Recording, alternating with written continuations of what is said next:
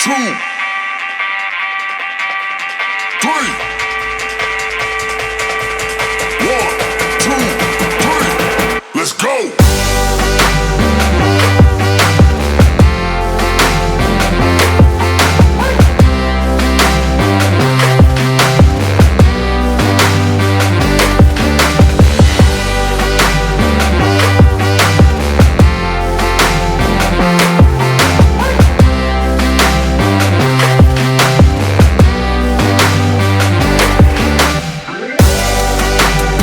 Welcome to a very special edition of Crypto. This is AZcrypto with MrFOMO. MrFOMO, even though the market is still struggling, we keep on rolling. And so we just like you guys to hit that subscribe button, share, and let's get as many people as we can, because remember, there will be sunshine when the rain stops falling. We're going to talk about a very special episode today. We both pretend that we have 10K to spend on a coin. Let's pretend that you had to only pick one. Which one would you pick? And I think we've got some great selections. And we're going to briefly talk about the new Voyager VLP, but I think we're going to actually make that another episode in the future, because a lot was given out yesterday, and it takes time to actually go through piece by piece. And we'll talk about, I think, in the future episode, what it means for price. But we'll give our initial thoughts, not our cheerleading pom-pom thoughts, but our real thoughts after we initially look at what was said yesterday. So I'm going to go first, if that's okay. Yeah, I'm going to steal. I'm going to pretend that I have the first pick. I'm going to pretend that I'm the Orlando Magic here, and just like in the NBA draft, I'm going to select Avalanche. Now, is Avalanche the safest pick? Maybe not, but I think the upside is tremendous. I've talked before about Avalanche is going to be running everything basically on Voyager, which is big. The thing about Avalanche is you have 4,500 transactions per second. The funding is gigantic. It's American run, so you don't have to worry about something like Luna happening, because one, there's no stablecoin connection, and two, they're very honest. And you can see, go to their website and see what they're about. There's no games being played here. Now, what I'm really excited about the most is the pricing. So, for example, right now we're looking Avalanche in the 20s, low 20s, not even at 23. Well, we've been, as high as the 100s before. And I love that. In fact, the highest price we've reached is $134.53. Okay. And that was in November. Now, it seems like a long time ago in crypto, it is, but really wasn't that long ago. So I love Avalanche here as my pick. I think I really think that 3 to 500 is a decent choice here. And I really struggled here. I don't want to mention the one you picked, but I had a couple finalists. Elrond was very, very close. But in terms of utility and backing, I think Avalanche is just a little bit higher. In terms of tokenomics, Elrond probably was maybe even a little bit better. But I really think utility is going to finally start being more important in the next bull. It's not just going to be about hype. There will still be a lot about hype, but I think as crypto actually gets being used in real life situations like debit cards, and I think you're gonna have actually more people, believe it or not, use with regulation what comes in the U.S. actually use the exchanges. Some people might hate that, but I think there's going to be incentive based on government action to use the exchanges and brokerages. So places like Voyager that run on Avalanche, I think it's going to be a big deal. So I at 22 right now, if you buy it at an exchange, you're paying a little over 23. I think you're getting something that's going to 10x easily. I hate to say that because it sounds very hyperbolic, but 10x easily. And 20x wouldn't shock me. Yeah, there are tokens out there that might 100x, but you're also taking a chance that these projects just never regain what they used to.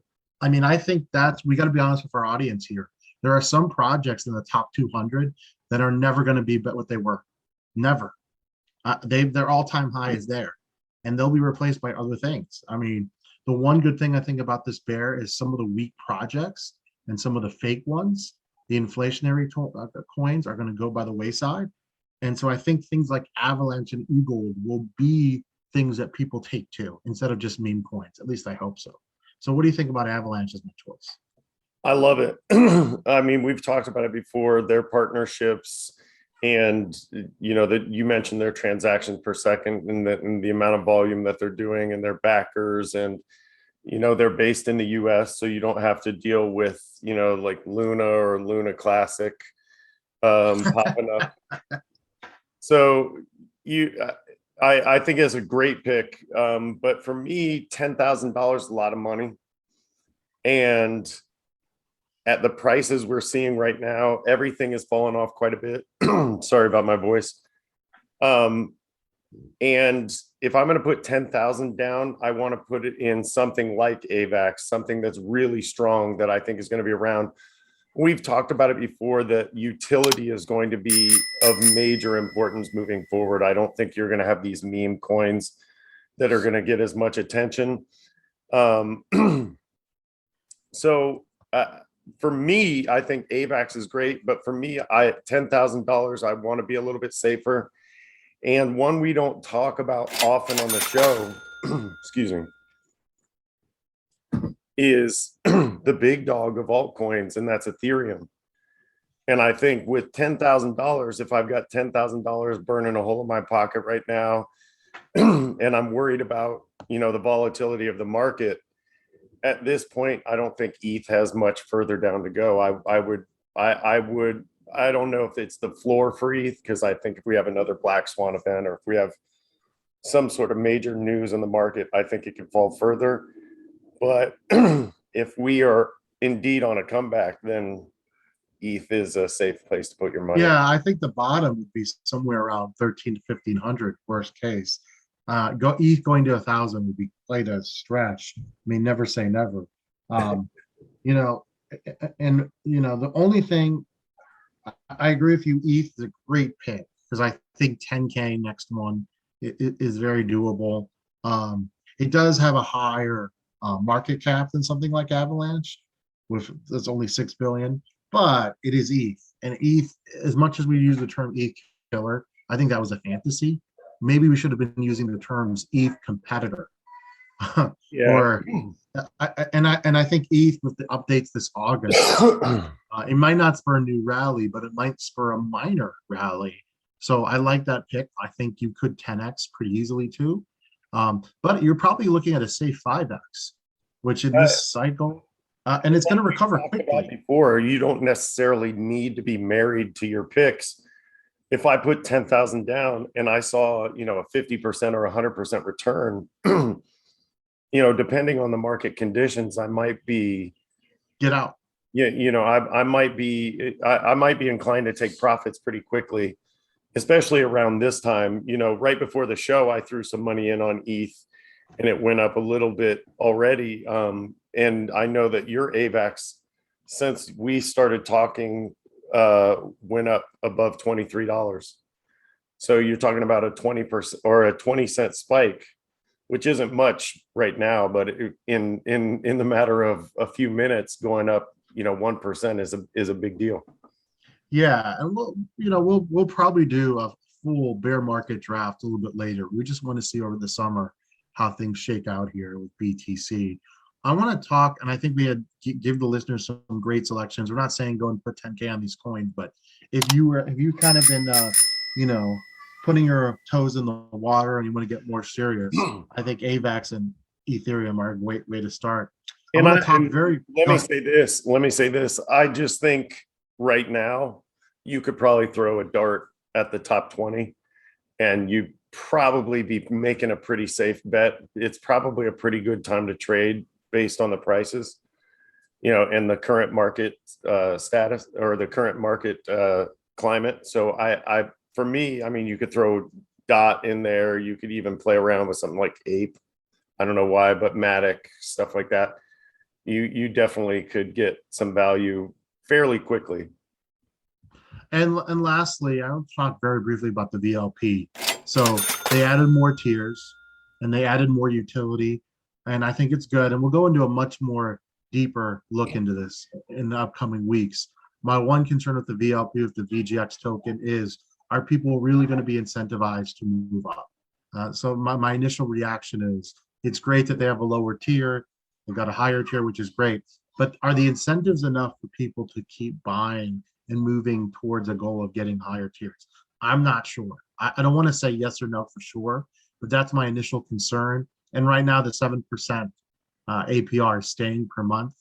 And I think eventually for the token to really accelerate growth and see a supply shock, I think that's going to have to go down. Just my opinion. They did add a burn. So some positive steps, but I still have some concerns. I don't want to give a definitive answer because I want to take a look at, we're honest on the show. We don't BS you guys.